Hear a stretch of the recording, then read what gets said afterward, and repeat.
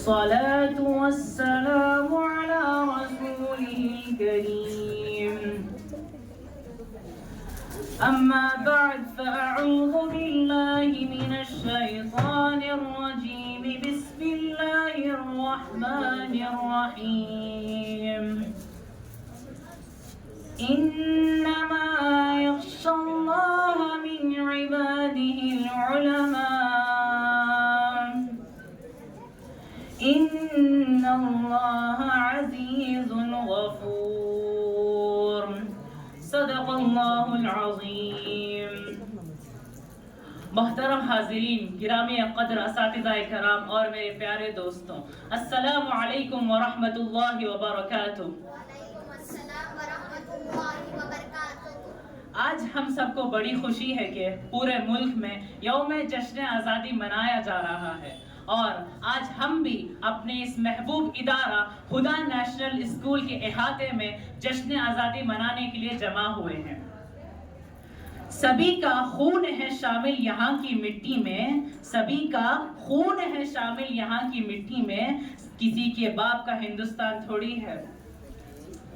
حضرات، ہمارا ملک ایک بڑا خوبصورت ملک ہے جہاں ہر طرح کے مذہب و ملت، رنگ و نسل کے لوگ رہتے ہیں، اور یہ اس لیے ہے کہ ہمارے ملک کو آزاد کرانے میں سب کا کچھ نہ کچھ حصہ اور قربانیاں ہیں، اور یہ اس لیے ہے کہ ہمارے ملک کو آزاد کرانے میں سب کا کچھ نہ کچھ حصہ اور قربانیاں ہیں، مگر ان سب میں سب سے زیادہ قربانی مسلمانوں کی ہے۔ انگریزوں کی غلامی سے آزاد کرانے میں مسلمانوں کی محنت، کوشش، مشقت، مال و جان لگا ہے، کیونکہ انگریز جانتا تھا کہ مسلمان ایک زندہ قوم ہے، اگر ہم اس کو شکست دے دیں تو دوسرے قوم کے لوگوں کو غلام بنانا آسان ہو جائے گا۔ اس لیے انگریزوں نے سب سے پہلا نشانہ علماء کو بنایا، مدارس کو بنایا، سولی کے تخت پر علماء کرام کو لٹکا دیا، قرآن مجید کو جلایا گیا، مدارس پر بلڈوزر چلائے گئے، دلی کے جامع مسجد سے لے کر چاندنی چوک کے ایک ایک درخت پر انہیں علماء کرام کو لٹکا دیا، قرآن مجید کو جلایا گیا، مدارس پر بلڈوزر چلائے گئے، لیکن قربان جاؤں ان علماء کرام پر جنہوں نے ہمارے ملک کی آزادی کے لیے شہادت کو قبول کیا مگر انگریزوں کی غلامی کو ناپسند کیا۔ ہمارے ملک کو آزاد کرانے میں سب سے پہلا فتویٰ حضرت شاہ عبدالعزیز محدث دہلوی رحمۃ اللہ علیہ کا آیا۔ پھر کیا تھا؟ اس فتوے کی بنیاد پر علماء کرام اور ملک کے دانشور حضرات میدان میں آئے، اس فتوے کی بنیاد پر مولانا حسین احمد مدنی آئے، مولانا حسن دیوبندی آئے، مولانا قاسم نانوتوی آئے، مولانا عطا اللہ شاہ بخاری آئے، مولانا رشید احمد گنگوئی آئے، مولانا ابوالکلام آزاد آئے، مولانا شوکت رحمت اللہ علیہ آئے۔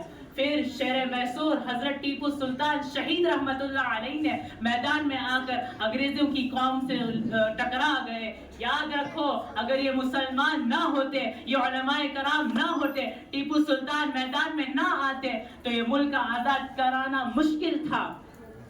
مسلمانوں کی قربانیوں کے بارے میں ملک کا ایک ایک اینٹ گواہی دیتی ہے۔ دلی کے جامع مسجد کا وہ صحن جہاں ایک ایک دن میں 20 علماء کرام کو گرم گرم تیل میں انگریز ڈال دیا کرتا تھا، یہ صحن گواہ ہے، لال قلعہ گواہ ہے، مالٹا کا جیل گواہ ہے، شاملی کا میدان گواہ ہے۔ آج اگر ملک کے لوگ آزادی کا جشن منا رہے ہیں تو وہ مسلمانوں کی دین ہے، مگر افسوس یہ آزادی صرف تحریروں میں اور تقریروں میں ہے، مگر حقیقی آزادی سے آج بھی ہم محروم ہیں۔ کیا اس کو آزادی کہیں گے؟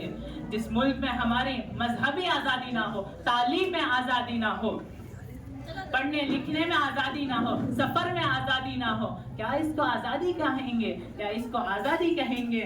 تو میرے دوستوں، ہمارے ملک کو دوبارہ کوشش کرنی ہے ہم لوگوں کو، اور اپنے ملک کو خوبصورت بنانا ہے۔ چند شعر کے ساتھ اپنی بات ختم کرتا ہوں۔